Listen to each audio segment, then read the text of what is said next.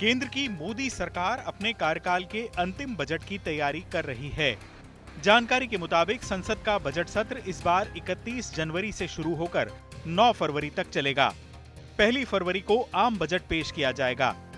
खास बात यह है कि 17वीं लोकसभा का यह अंतिम संसद सत्र भी होने जा रहा है।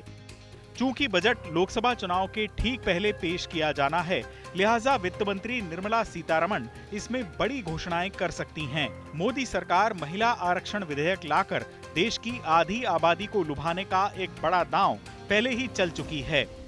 हालांकि महिला आरक्षण को अमलीजामा पहनाने में 2029 तक इंतजार करना होगा, लेकिन ये देखा जा सकता है कि हाल ही में हुए विधानसभा चुनाव में महिला वोटर्स ने अपना आशीर्वाद दिल खोलकर बीजेपी को दिया है।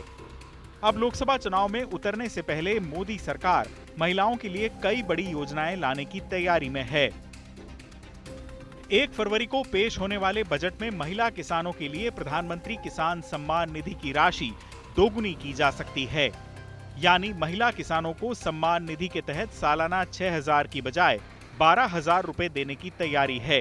भारत में कुल 26 करोड़ किसान हैं। जिन किसानों के नाम जमीन है, उनमें से लगभग 13% महिलाएं हैं। यानी इस योजना से लाभान्वित होने वाली महिलाओं की अनुमानित संख्या लगभग 3 करोड़ के आसपास होगी। इतना ही नहीं, सरकार किसान सम्मान निधि के तहत मिलने वाली कुल धनराशि भी बढ़ा सकती है।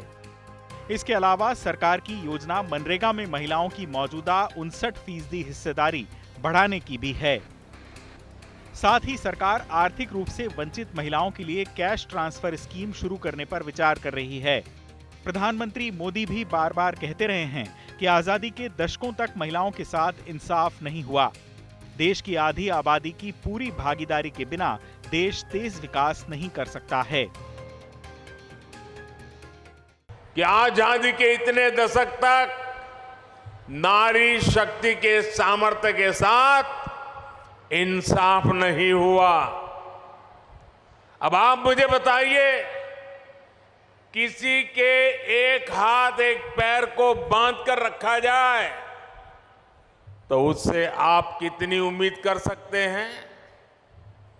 देश की आधी आबादी की पूरी भागीदारी के बिना देश तेज विकास नहीं कर सकता है। आंकड़े बताते हैं कि केंद्र सरकार की वेलफेयर स्कीम्स में भी महिलाओं की हिस्सेदारी बढ़ रही है। अलग अलग मंत्रालयों में महिलाओं से जुड़ी योजनाओं के लिए धनराशि जहां 2013-14 में 1 लाख करोड़ के आसपास थी, वो 2023-24 में बढ़कर 2.23 लाख करोड़ रुपए तक हो गई है। यानी केंद्र सरकार की जेंडर बजटिंग में पिछले 10 साल में दोगुने से ज्यादा बढ़ोतरी हुई है। बीते कुछ वक्त से अलग अलग चुनावों में ये देखा गया है कि महिलाएं पुरुषों की तुलना में मतदान में ज्यादा उत्साह से भाग लेती हैं। देश में पिछले 23 विधानसभा चुनाव में से 17 विधानसभा चुनाव ऐसे थे जिनमें महिलाओं ने पुरुषों से ज्यादा वोट डाले। यानी वोट डालने के मामले में महिलाएं पुरुषों से आगे निकल रही हैं। ऐसे में बीजेपी महिला वोटर्स को साधने पर खासा जोर दे रही है। मध्य प्रदेश में बीजेपी की शानदार जीत के पीछे शिवराज सरकार की लाडली बहना योजना का खासतौर पर योगदान रहा है। सी वोटर के मुताबिक राज्य में हुए विधानसभा चुनाव में बीजेपी को महिलाओं के 51% वोट मिले, जबकि कांग्रेस को 46%। वोटर्स के अलग अलग वर्गों को अपने तरीके से साधने में जुटी बीजेपी मतदाताओं के बीच काफी वैज्ञानिक तौर तरीके से काम कर रही है और महिलाओं का समर्थन हासिल करने के लिए चुनाव से पहले एक और मास्टर स्ट्रोक चलने की तैयारी में है। चुनाव आज तक।